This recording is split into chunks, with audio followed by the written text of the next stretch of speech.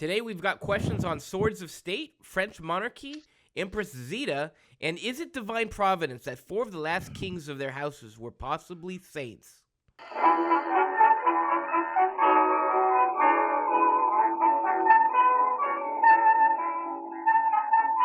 Welcome to another episode of Off the Menu, now being broadcast and podcast on the Crusade Channel. Talk radio the way it should be on crusadechannel.com. I'm your host, Vincent Franchini from Tumblr House, here with a co-opted Charles Coulombe. Co-opted? Uh-huh. You mean I've been taking outside interests have just sort of taken me over? Is that it? Big Almond, a lot of different ones. Yeah. So I'm basically just a shill for outside interests. That's right. I'm like I don't know, a grifter for the infinite. In a sense, yeah, that's a colorful way of putting it, but yes. A wholly owned subsidiary of the universe. Whoa, that's deep. meaningless but deep. All right, well, Merry Christmas to you too. And Happy New Year. Yes, so, yeah, how's your Christmas been? Well, Christmas was really, really neat, actually. We had a happy band of about 30 exiles here for dinner. Not in my apartment, but in our common kitchen here. And we had geese and all sorts of side dishes, which was really, really, really good. A lot of Christmas carols. And I've had, in Austria, they just keep on having Christmas dinners, as it were. So I've been I slept most of St. Stephen's Day, frankly, Boxing Day. I went to bed at 1 a.m. I got up at 1 p.m. I said, boom, I was gone. But St. John's Day, after the liturgy, we had kind of a reception, and then I went up to town. I had dinner with friends. The 28th, I had dinner with friends here in Trumau. Yesterday, I went up for a Christmas lunch with my editors from the European Conservative. Today, I did a bit of shopping for tomorrow's party, tomorrow night's party, for New Year's Eve. You all will probably be seeing this on New Year's Day. So from all of us back here in 2023, back in the past, hi. Greetings. This is like a time machine. You guys are in the future. We're still stuck in 2023. I mean, we still have the riddled old charlatan that was 2023, and we have yet to see the bouncing baby Damien, the Rosemary's Baby New Year. Whoa. That's What? pretty cynical. That's pretty... What is it? Baby New Year Damien? Yeah, Rosemary's Baby New Year. Rosemary's Baby New Year, Damien. There. 2024 is going to be the best year ever. Okay. You betcha. That's what he says anyway. I'm the best year ever. Yeah. No, you believe it if you want to. I think that 2024 is actually, that on the Totemak calendar, 2024 is the year rather, that the age of the Gorlog ends. Okay, what's the Totemak calendar and what's the Gorlog? Well, the Totemaks are a now extinct Indian tribe. The Totemak people lived in Mexico or Florida or the Yukon or somewhere, and they had a calendar. The age of Gormog was, of course, their period of greatness. And then when it ended, tomorrow, or New Year's Day, when it ends, then the age of Morlog will take place, and the Totemak Empire will be no more. Morlog? Really? Is this? Are you being serious? Me? Yeah. Sure. Why not? Could be true. Maybe, I don't know. What do I look like? Some kind of archaeologist? Haven't I been specific enough for you? They were in Mexico or Peru or the Yukon or somewhere. Oh wow, you name dropped a couple And, countries. I'm really yeah, impressed. Tell they're me not. more. They're nowhere connected to each other. Wait, what were the countries? I said they were in Mexico or Florida or the Yukon or somewhere. I didn't even. Gosh, I don't even pay attention enough to No, catch you that. don't. See, and You. this is what happens if you don't pay attention. You get ambushed. You gotta pay attention, pal. Otherwise, these buildups will take you nowhere, and you won't catch on until it's too late, and then you'll blame me. It's hard. You always blame me. You say so much gibberish though. I just sort of drifted out, in and out, and then it's time to ask the question. Gibberish. So I ask the question, and then All right, drift out. Hold on. Gibberish. Are you too young to remember the whole thing about the Mayan calendar 10 years ago, 12 years ago, whatever it was? What? No, I don't remember the Mayan calendar. Whatever it was, 10 The years ago. world was supposed to end in 2013. Yeah, that's why I kind of let you. I figured it was just one of those things. Yeah, but you figured it was real, whereas instead it was a parody. Okay, well, But you should have caught on though with I the should have. Florida, Mexico, I and the apologize Yukon. to everyone. I didn't catch the Yukon and the. Okay. Okay. I mean, fine. what are they? Seminole, Eskimos, Seminole, Aztecs? I mean, come on. All Have you right. ever thought of the Eskimos as an advanced people with Not pyramids necessarily. like Chichen Itza and a hierarchical structure like the Aztecs? Have you ever thought of them like that? No. Well, that's really good because they're not. Yeah. Never have been. What they do have, and this is something no one can take from them, is whale blubber. Nobody can take that from them. Nor do they want to. Why can't I take whale blubber from them? I don't understand. Well, number one, if you tried, they're very tough people and they would not give it up easily. And secondly, what would you do with it if you got it? I'm sure there's some sort of commodity that I can make a profit on.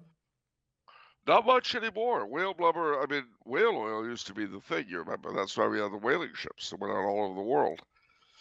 But once they invented kerosene and then petroleum became big, that was the end of whale oil. And that was the end of whaling. Whale oil, isn't that essentially fat or something? I mean, can't you Well, convert that into soap or something? well, they did a lot of things, but it was particularly used for lighting stuff. And they used other things for it. But whaling, I mean, there's still Norwegian and Japanese whalers, and there's still a market for whale meat in certain places. Whale meat? You see, I watched a documentary on, I think it was called The Cove, where they, I think it was like this Japanese town where they're eating dolphins, and they would capture dolphins, and it was this horrible, brutal thing because dolphins are beautiful. But one of the things that they discovered was dolphins have an incredible amount of mercury, and they were getting like super mercury poisoning. And basically the rule of thumb with mercury, as I understood it, was like the longer the lifespan the animal has in the ocean, the more mercury it can accrue in his body. Yeah. And so you're telling me about whale meat now. I'm thinking mercury poisoning to the nth degree. That's an interesting thought. Brother Leonard Mary had whale meat once, and he described it as being like beefsteak marinated in cod liver oil. What? No, I'm serious. That's what he said. So whale meat. Let's try mercury. Yeah. Whale meat has mercury. Tests have revealed that in whale meat sold in Japan, high levels of mercury and other toxins are present. Yeah. Oddly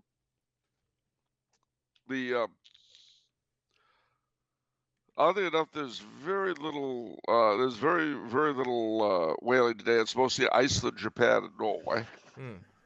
Although whale meat was eaten across Western Europe and colonial America, most of it is done in subsistence economies in Greenland, the Faroe Islands, Siberia, uh, other indigenous peoples eat it. Uh, Boy, let's look at toxicity, like mercury in fish. That's interesting.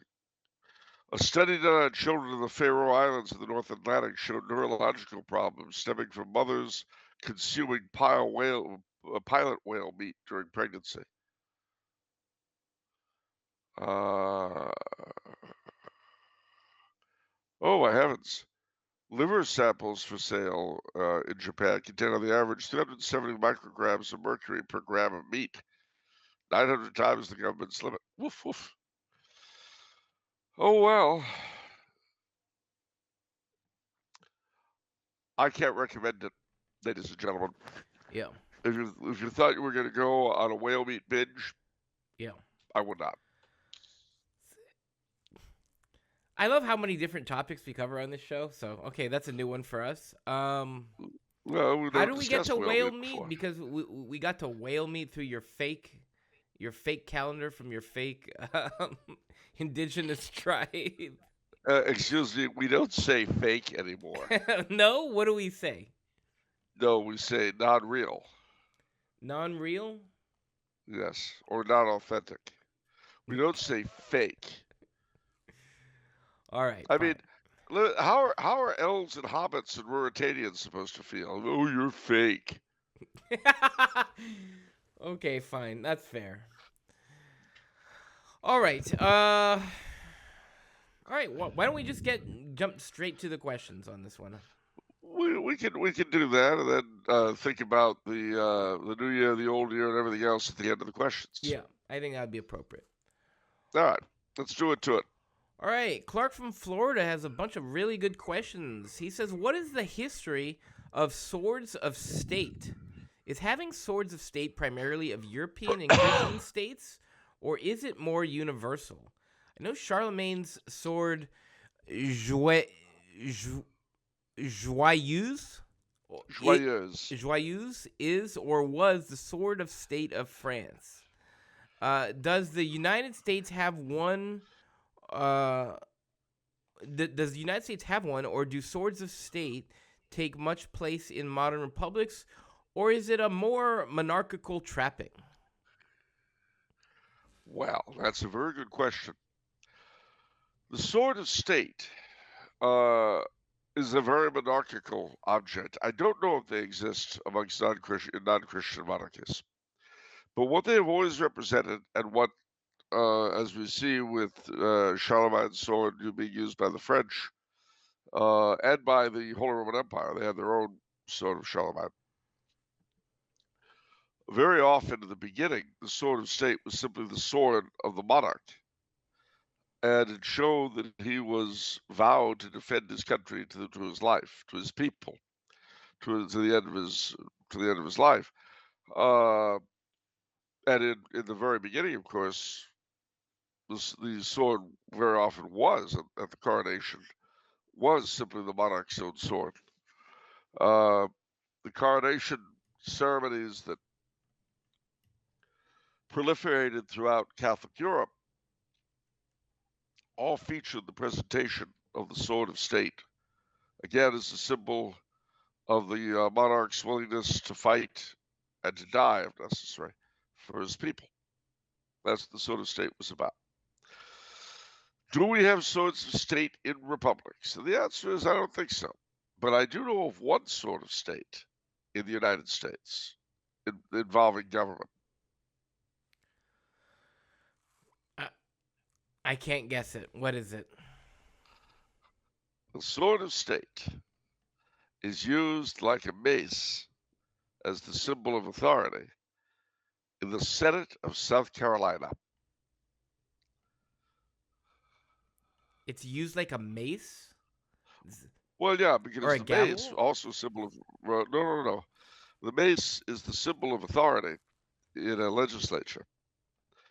It's also used by cities and by universities to represent the in institutions that have direct protection from the king or the emperor, uh, like universities, like cities, and like parliaments.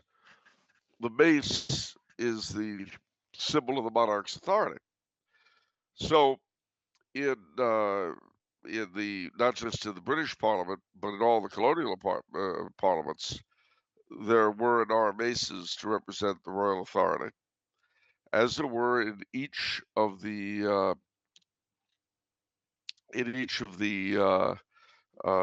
13 colonies, each of their assemblies. But today, only three of the 13 of the states have no, four have maces: Pennsylvania, Maryland, Delaware, not Delaware, Virginia, and South Carolina. And South Carolina comes from colonial days, so it's top of the crown. Uh, but their upper house from colonial days had a sword of state to represent the royal authority. They kept it after the Revolution. The original one was stolen sometime in the 1940s, so they've got a copy now. But there's your sword of state. It's in the upper house of South Carolina. So looking that up for more information on South Carolina's sword of state, so that dates back to 1704. It's not necessarily tied to anybody, but it was actually stolen in 1941, and it was replaced by a cavalry sword, as the Senate Journal of that date relates. Actually, no, I'm not going to read that. But so now they just kind of have a 1812 cavalry sword there. But it's interesting that they instituted that. Is Anduril the sword of the state of Gondor?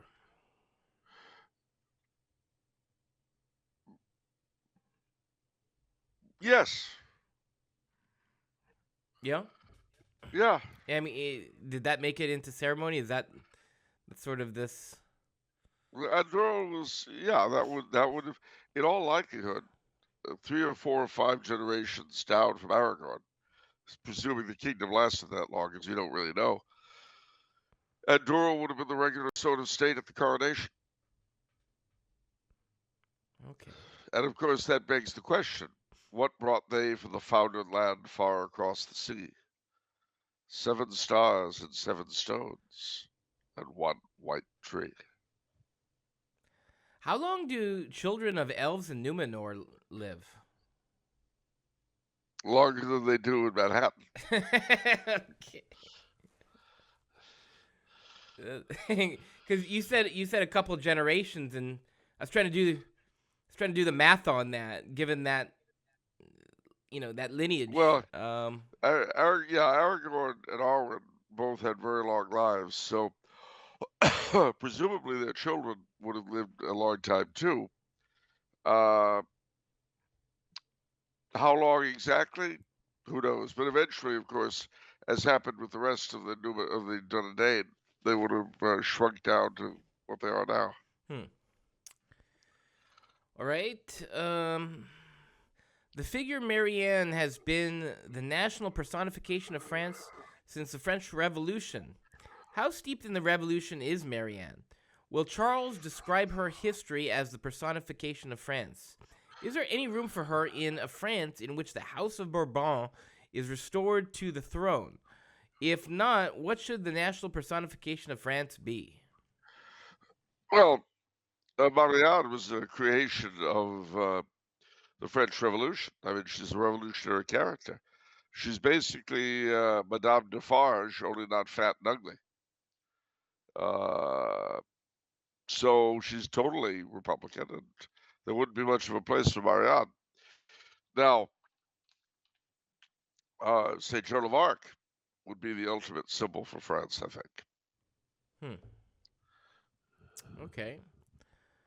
In a realistic scenario in which the French monarchy is restored under either a legitimist or Orleanist, but not Bonapartist regime, there's no question republicanism and or Bonapartism would still exist among sections of the population. In a Of restored course. in a restored Bourbon monarchy, how could or would Charles reconcile the history of the Ancien regime, the French republics, and the Napoleonic empires in the national imagery and historiography of France under a Bourbon restoration? Would Charles keep the tricolor flag? What about Bastille Day? Or other commemorations and monuments of revolutionary or Napoleonic France? What about the National Assembly or Senate? I've long thought about this conundrum and have tried myself thinking of scenarios in which such elements from all three versions of France could be combined. Hmm. Well, one thing to remember is that most of the major governmental bodies of France come from the monarchy.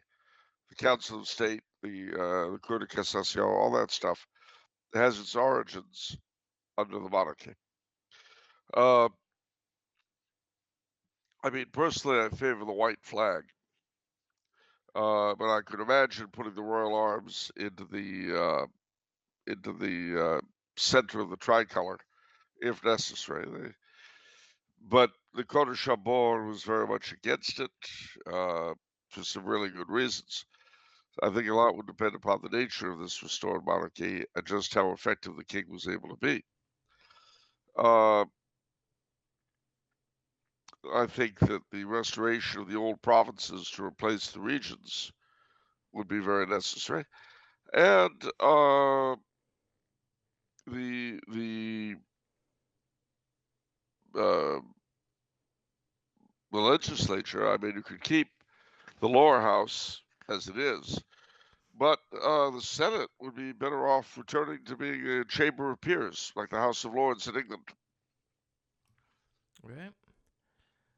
Uh, Vendée Radio has a bunch of questions. He says, "Dear Charles, please could you comment on the report that Empress Zita expressed displeasure with her son's liberal tendencies several times? Otto von Habsburg does seem to have evinced a penchant for Christian democracy and fraternized with various liberals and Europeanists. Have you discovered more in your research?" Well, they had a couple of not dragouts. One was that she wanted him to go into Austria in 1938 and basically throw himself against Hitler, which would have ended in his death. Whether that would have improved things is another issue.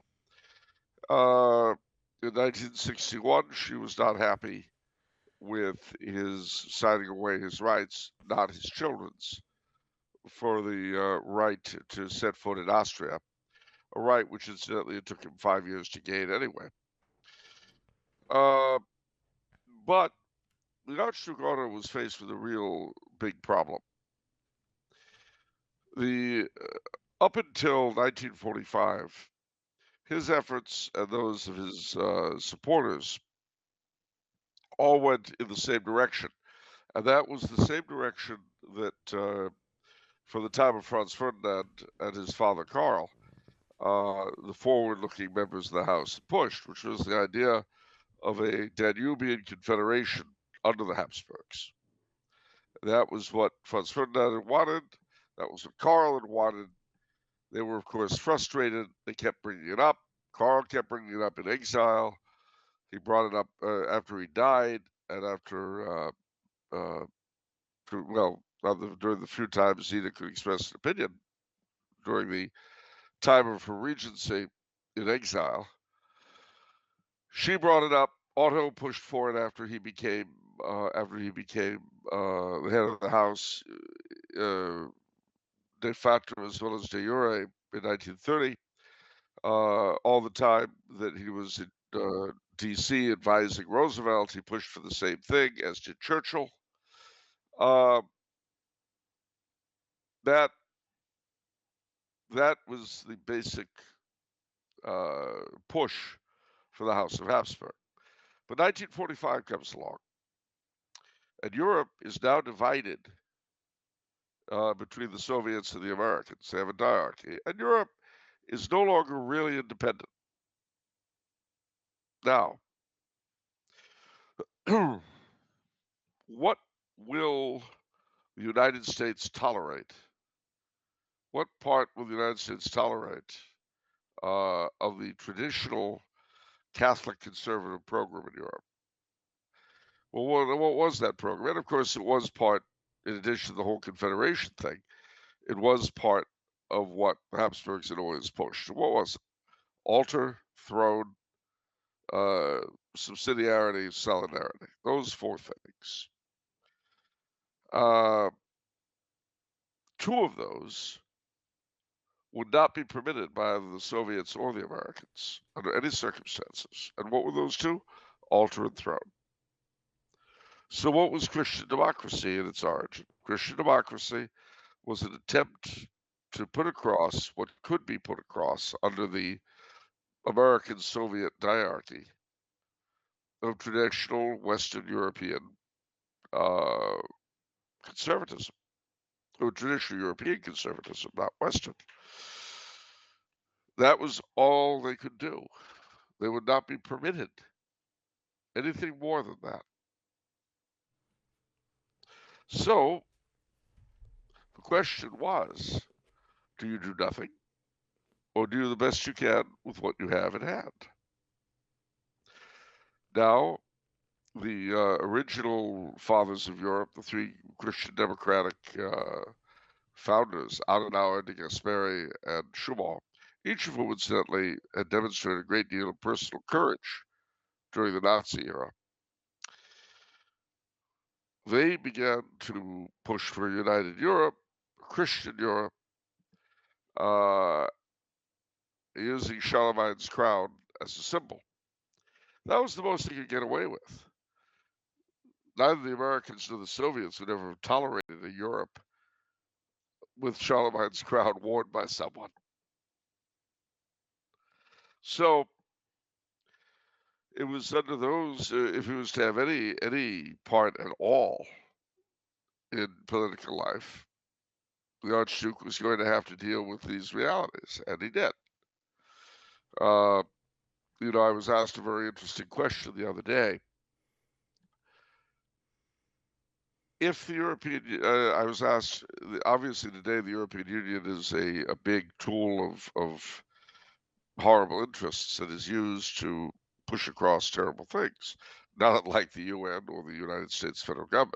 But I was asked if I thought that it was that the EU was the cause of secularity in Europe, or asked my questioner, if there were no EU, but you still had the nation states of Europe ruled by the people who run them now, would Europe be less secular?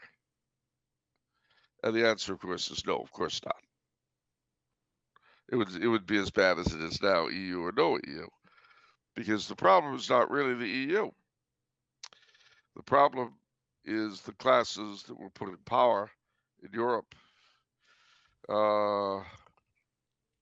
Not so much the Christian Democrats of Europe, but the people who came to power after 1968, the generation of 68. The fall of the Soviet Union uh, gave us a whole different set of circumstances. Western Europe is run by people as bad as those who run America. There are a few places in Central Europe where things look better. And we are in a place and time where I think where Otto gave up the idea of the Habsburg Restoration over a Danube Confederation in order to pursue a united Christian Europe. It seems to me that today, to achieve a united Christian Europe, we first need to achieve a Habsburg Restoration over a Danubian Confederacy. But Otto didn't live in this time. He did the very best he could with the period he lived in. Uh, Obviously, he didn't know which way things were going to go anymore. We know how they're going to go now.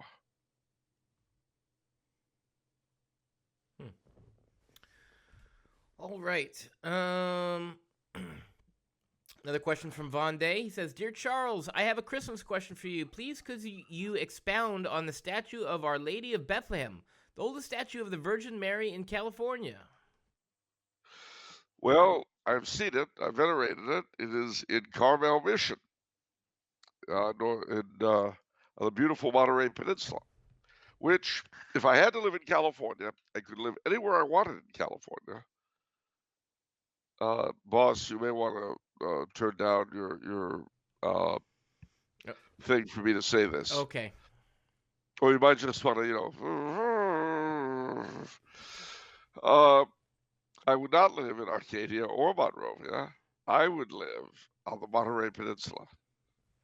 You didn't hear any of that, did you? No, but I can't guarantee that Officer Clancy won't. Or, excuse me, Chief Clancy. Excuse me. Yeah, well, my car is in Monrovia, so All right. you ain't getting anywhere near my wheels. But no, basically the tower, the Bethlehem Tower of Lisbon, the Belém Tower, uh, had a statue of Our Lady of Bethlehem in it. In Lisbon, it was the headquarters of the Order of Christ, who in the 1400s, under their leader Prince Henry the Navigator, uh, sailed up and down the West African coast and began the age of exploration. Both Spanish and Portuguese sailors became devoted to her as a result, and an image of her was sent to Baja California in 16 something. Junipero Serra, when he was founding California, St. Junipero Serra had a dedication to her, so he had the statue brought up from Baja, brought it to San Diego, and eventually to Carmel, where it is now. And she is the patroness of the missions and of Catholic California. All right. Final question for today. Again from Von Day. He says, "Please could you, dear Charles, please could you comment on the remarkable divine providence that 4 of the last kings of their houses were possibly saints? I'm thinking of Charles I, martyr, Louis the 16th, Nicholas II, passion bearer, and Blessed Karl of Austria." Well, obviously, these things are in God's providence are never mistakes or coinky-dinky-dinks. There's also the fact that both Louis XVI and Blessed Emperor Charles were direct descendants of Charles I, which is also interesting. Nicholas II was not, but he certainly was a cousin. Uh, the as we said at the very beginning about the sword of state being a symbol of the king's willingness to fight and, if necessary, to die for his people. In a very real sense, Christian monarchy requires no less, because Christian monarchy is a participation in the kingship of Christ. And what does that kingship ultimately require? Well, we know what it required. It required the crucifixion, the passion and death of our Lord for our redemption. It's interesting that just before each of them died, they asked that their peoples would not be found guilty of their blood. Louis XVI prayed that, or Charles I prayed that for the people of England. Louis XVI for the people of France, Nicholas II for the people of Russia. Blessed Emperor Karl asked that his sufferings might bring his peoples back together. So each of them prayed to God that their deaths would do good for their peoples. That's really something when you think about it, because who's putting them to death but or a little different with Karl, but with the first three, who's putting them to death but the supposed representatives of those people? The political class, which had taken for itself rulership in the name of the people, and which it then, having disposed of the rightful monarch, then spent its time persecuting and murdering the hapless populace in whose name they were misruling. So Solange Hertz makes this point in a very strong way, where democracy results in the death of God, the death of everyone like Jesus. Give me Barabbas, right? Yeah, Like that was democracy right there. That was democracy in action, she argued. I thought that was an interesting and very strong statement from her. well, I think certainly with a few exceptions, Garcia Moreno and Dolphus come to mind, but very few republics have actually produced Catholic martyrs in terms of their heads of state, although you have those too, certainly. Uh, but the willingness, I mean, it's true with bishops as well. I mean, cardinals wear red because they have the right to die for the faith. Uh, Implicit in the Catholic monarch, in the Christian monarch, in his coronation, is the willingness to give himself like Christ for his people. Uh, and the truer they are to that, because, it's just like with us when we're baptized. Some of us keep the baptismal vows better than others. Some of us are more sincere than others. So too with monarchs. They go through the coronation rite. Well, some of them take it more seriously than others do. But the more seriously they do take it, the more Christ-like they are. Well, I feel like that's true for everyone in a Yeah, of sense, but it's especially course. true for the kings. I thought No, about that with Lord of the Rings, where with Gandalf and Aragorn, like all the heroes, their Christ-like action, their heroic actions were all sort of Christ-like. You yeah. know? Well, I mean, we say Christ is king in the Germanic countries when they first became Catholic. They were very, very uh, fixated on the idea of Christ as hero. And there's I think it's called Heliand. Let me see if I know what I'm talking about. There's an old Germanic rendering of the Gospels, it's sort of a paraphrase of the Gospels called Heliand, an epic alliterative verse poem in Old Saxon, written in the first half of the 9th century. The title means healer in Old Saxon, and the poem is a biblical paraphrase that recounts the life of Jesus. And it has him as very much as a sort of heroic figure like Beowulf. And the leader, the apostles, become uh, a band of heroes like the Knights of the Round Table or Charlemagne's Peers. I mean, and again, it's not they don't change the story. They don't change the uh, episodes of the gospel. What's different is the feeling of it, the taste of it. It was a vision of Christ that they could understand. They had difficulty. They had difficulty seeing a Jewish Messiah,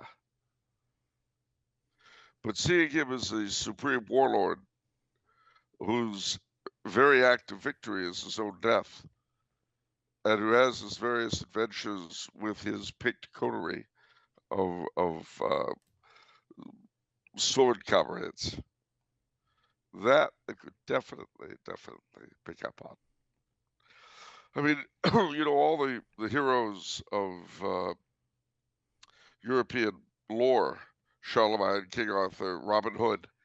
They all have this circle of comrades, of friends, who are with them on all their different adventures, and they have different personalities and disputes among them and all that.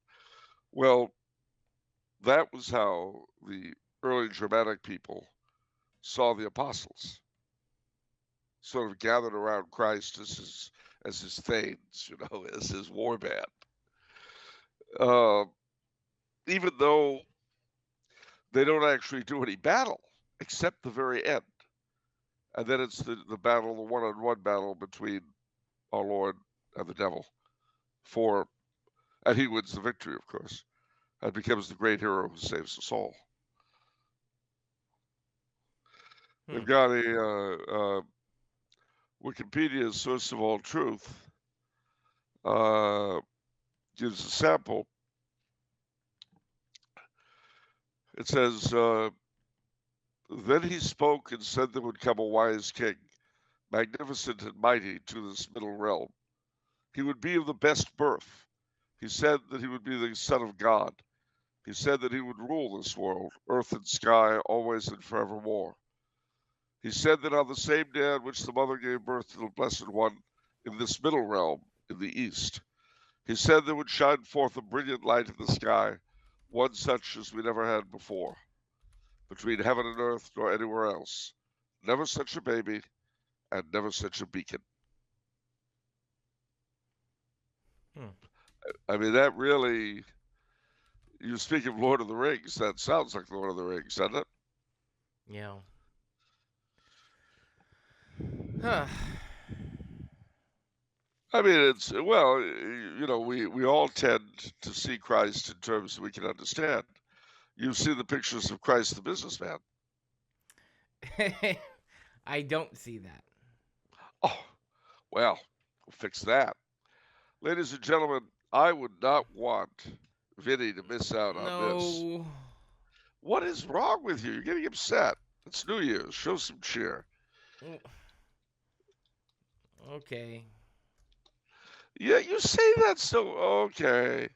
Look, I mean, doesn't every culture have the right to see him as they picture him in their own terms?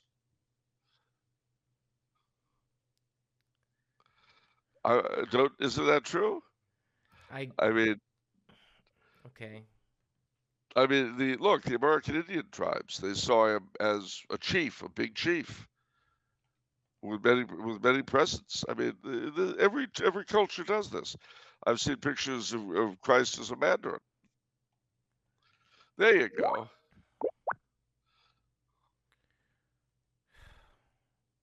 All right, everyone, let's look it up. I'm not going to show this on screen, so you're going to have to look this up independently. Oh, yeah. Oh. Okay. Isn't that a Jesus for our time? Or at least for my time, 30 years ago. Well, 50, 60 years ago.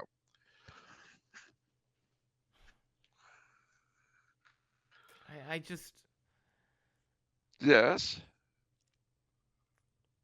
What's wrong with Jesus shaking hands?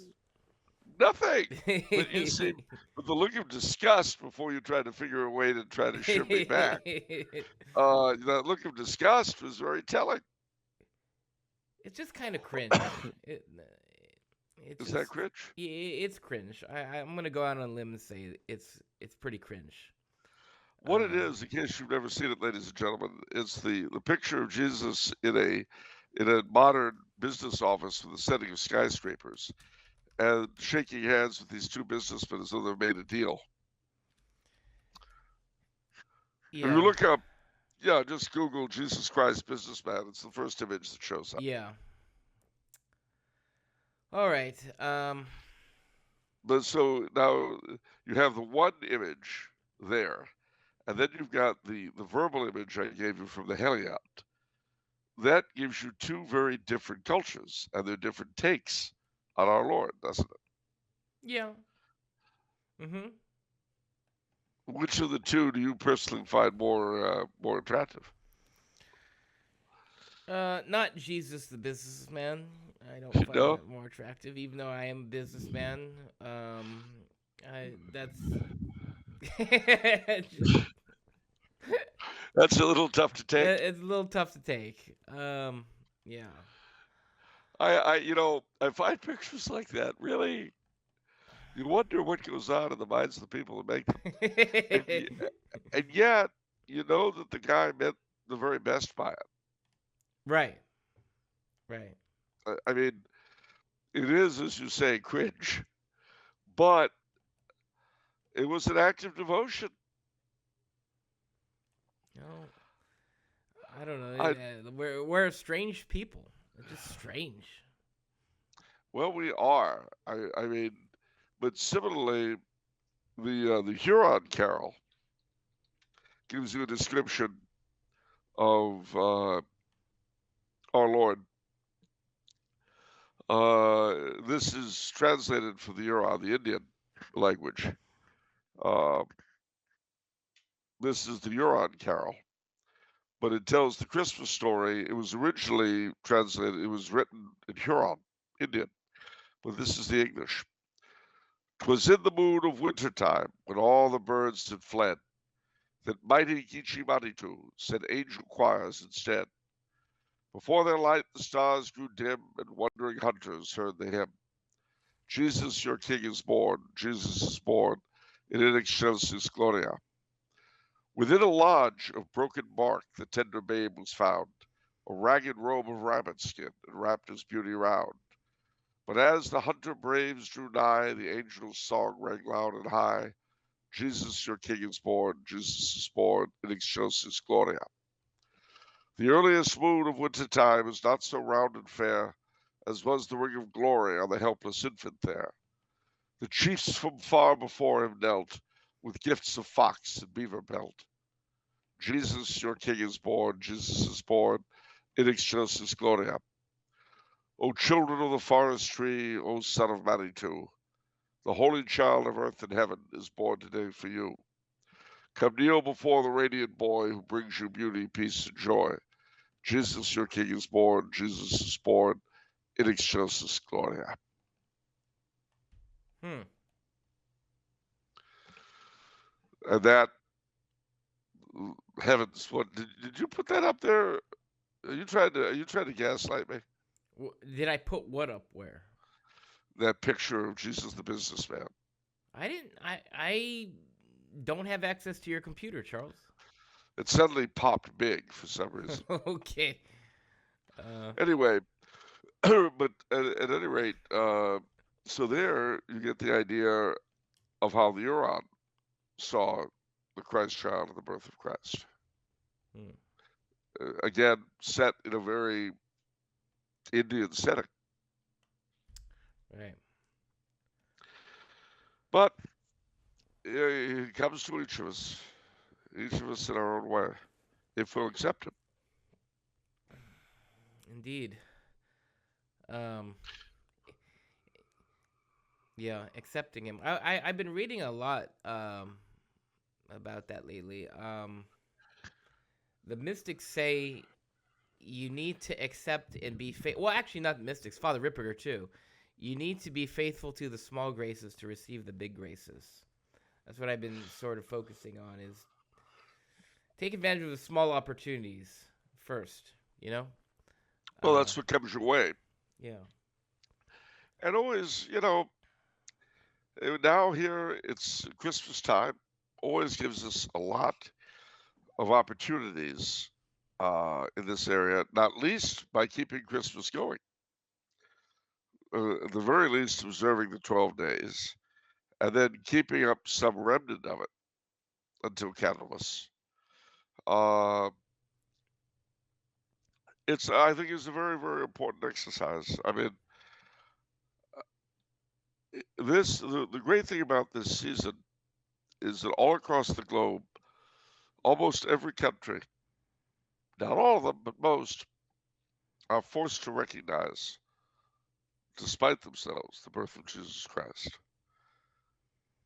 And the vast majority of peoples across the planet have different ways of celebrating his coming through Advent and then through the 12 days. And then, like a diminishing song to Candlemas. So, by all means, I hope, ladies and gentlemen, that on the one hand, you're going to have a good time, that you had a good time last night. I hope you enjoyed ringing in the new year, 2024, the bouncing Rosemary's baby New Year Damien popping up out of his cradle and sneering at everyone. But welcome him gladly. It is a new year, new hopes, new everything. And actually, there are three things I'd like to do before we sign off. Can you guess what those are?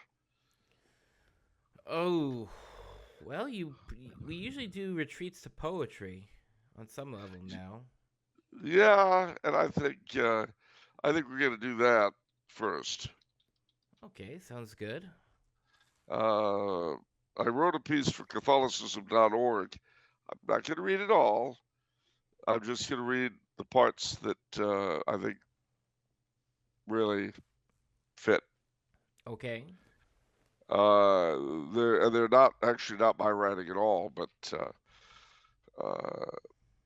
not my writing at all, but actually the poems the not the poems, but the prose I quote. The name of the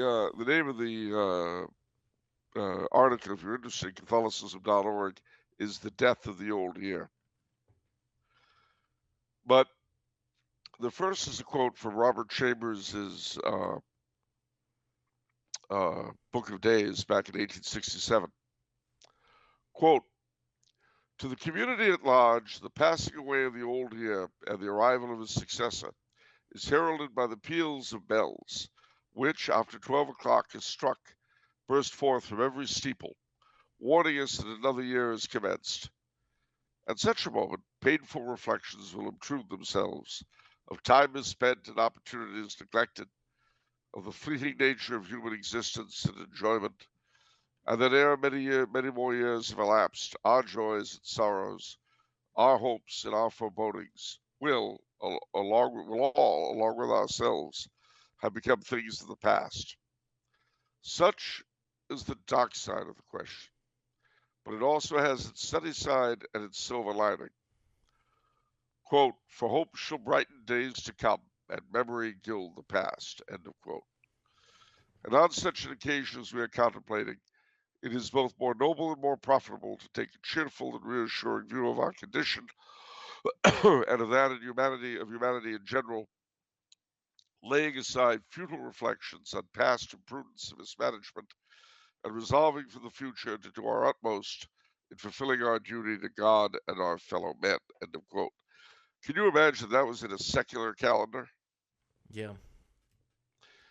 And my comment on that is this is certainly, naturally speaking, a decent and good attitude to take toward the issue. But the church, as always, supernaturalizes the most natural things. Uh, as Dom Guéranger tells us in his coverage of the Feast of St. Sylvester of the liturgical year, the civil year ends today. At midnight, a new year will begin as the world counts time, and the present one will sink into the abyss of eternity.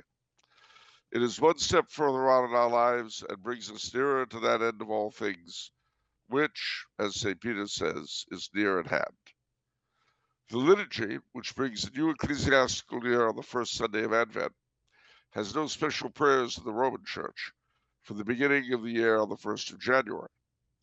But her spirit, which takes an interest in everything affecting the well being of individuals or society at large, her spirit is that we should, sometime in the year, make a fervent act of thanksgiving to God for all of the blessings He has bestowed upon us during these past 12 months.